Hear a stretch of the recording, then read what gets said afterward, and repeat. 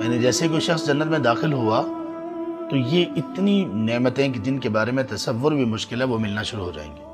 پھر جنت میں کچھ وقت گزرے گا جتنا اللہ چاہیں گے، تو تب اللہ سبحانہ وتعالیٰ اعلان کریں گے اہل جنت کے سامنے کہ آپ لوگوں کو اللہ تعالیٰ نے آپ لوگوں سے ایک وعدہ کر رکھا تھا، وہ وعدہ آج پورا کیا جا رہا ہے۔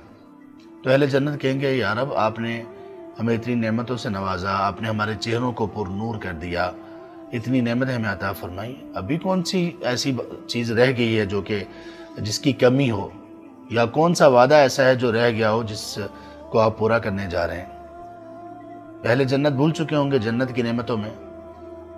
تو تب اللہ سبحانہ وتعالی اپنے چہرے سے وہ حجاب اٹھا دیں گے، پردے اٹھ جائیں گے، اور اہل جنت اللہ تعالیٰ کے چہرے کا دیدار کریں گے۔ اللہ ہمیں بھی ایسے لوگوں میں شامل کر دیں۔ اس لیے نبی صلی اللہ علیہ وسلم تشہد کی دعاؤں میں سے ایک دعا میں یہ کہا کرتے تھے، اللہم انی اسألک لذت النظر الی وجہک، اے اللہ میں آپ سے اس لذت کا سوال کرتا ہوں جو آپ کے چہروں کو دیکھنے سے نصیب ہوگی۔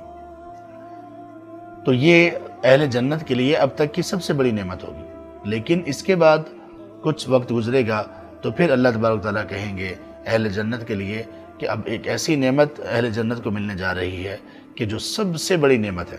اللہ کہیں گے الیوم احل علیکم رضوانی، اب میں تم پر اپنی رضا اتار دیتا ہوں، اپنی رضا تم پر میں نے ثابت کر دی، فلا اسخط علیکم ابدا، میں تم سے کبھی ناراض نہیں ہوں گا۔